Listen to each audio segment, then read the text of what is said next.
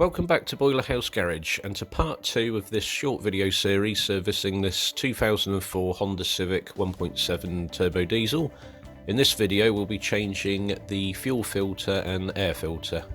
The reason I'm changing the air filter in this video with the fuel filter rather than do it with the oil change is because of the location, which is hidden behind the airbox on the bulkhead, sort of between that and the coolant expansion tank.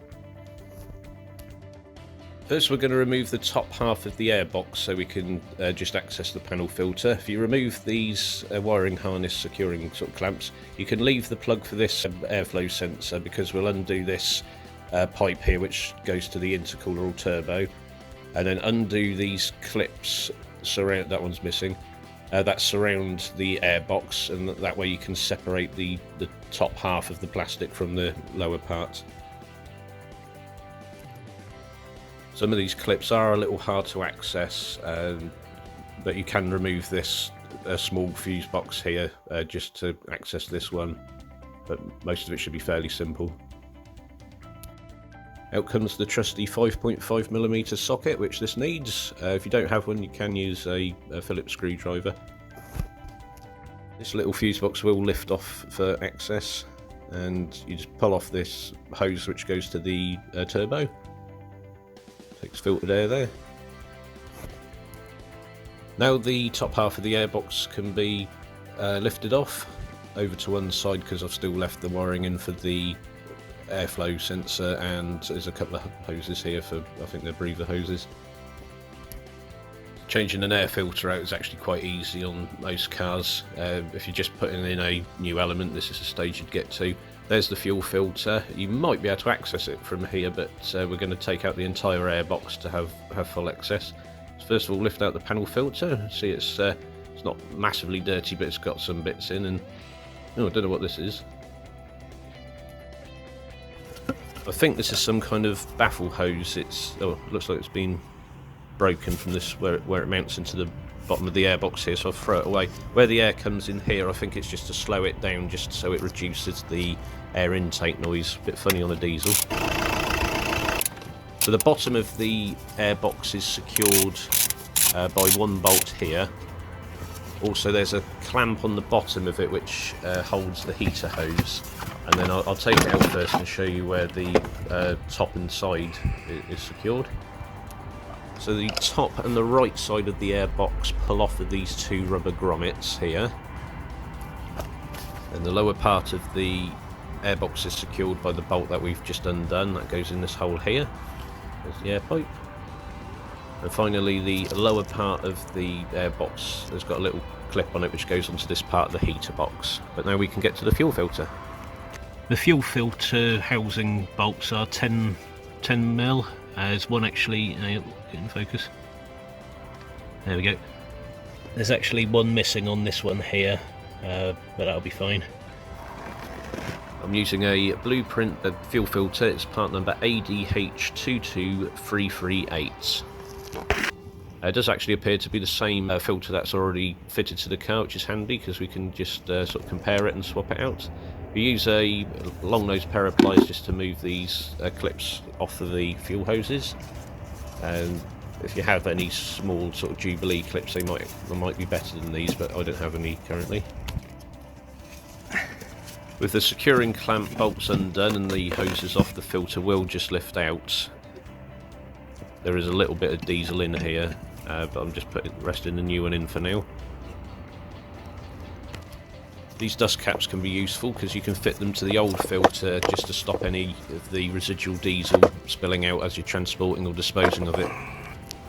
Next, reconnect the fuel pipes to the new filter and then tighten up the securing bracket just to hold it in place.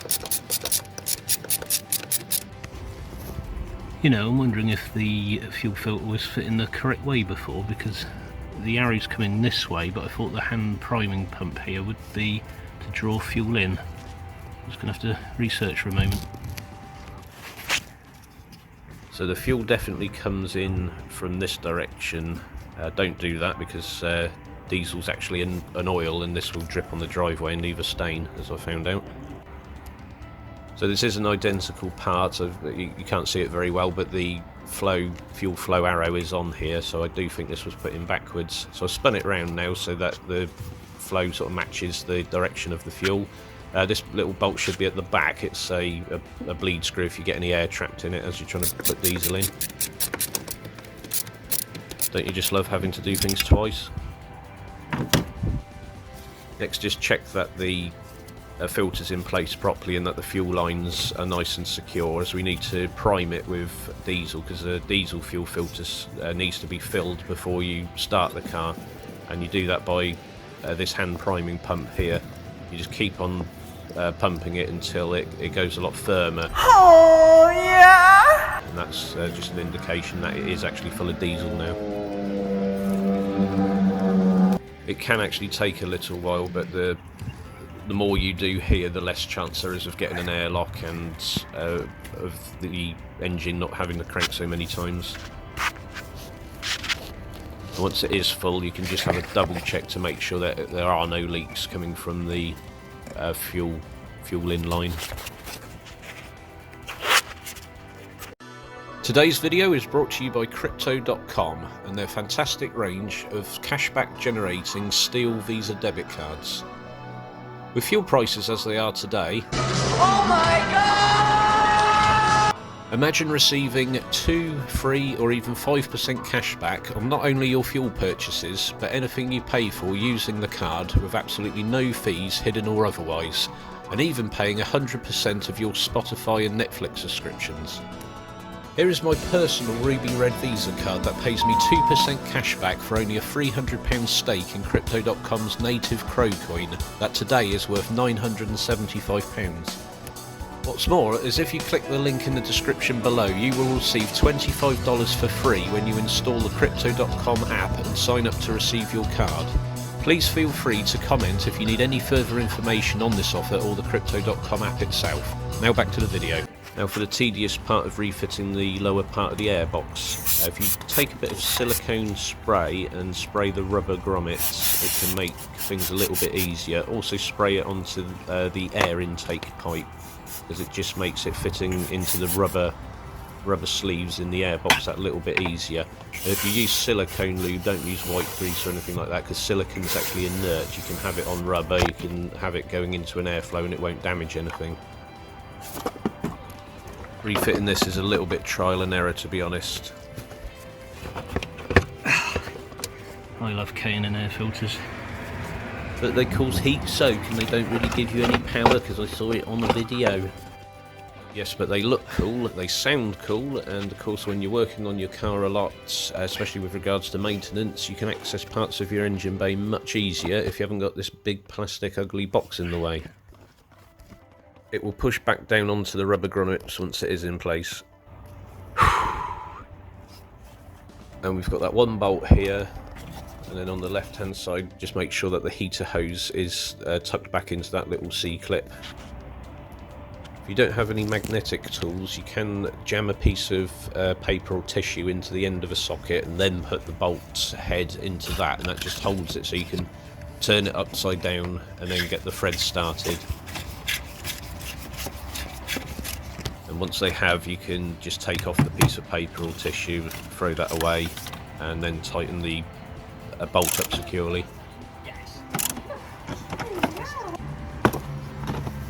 Now it's time to put in the new air filter element. This is a Blueprint ADH22253, and I'm getting rid of the baffle pipe as I mentioned, but obviously you'll still have that in there if this was your car or doing it on somebody else's.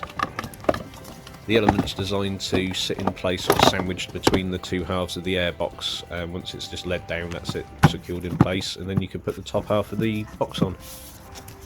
Following that, and you can do it in any order, is just reconnect the air hose and the clips that go around the edge of the airbox that we unfastened originally, and then not forgetting that the wiring harness is secured using the airbox here, so put those back in just to keep things neat.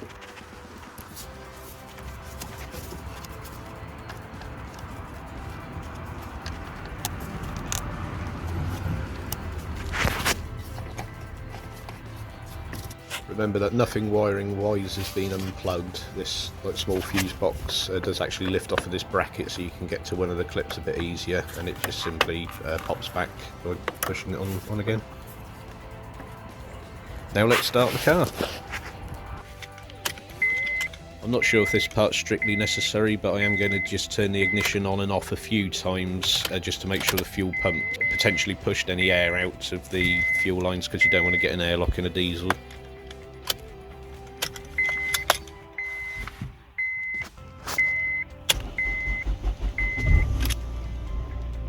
This car's always taken sort of several cranks to start, but it's always started reliably, so this was it starting as normal.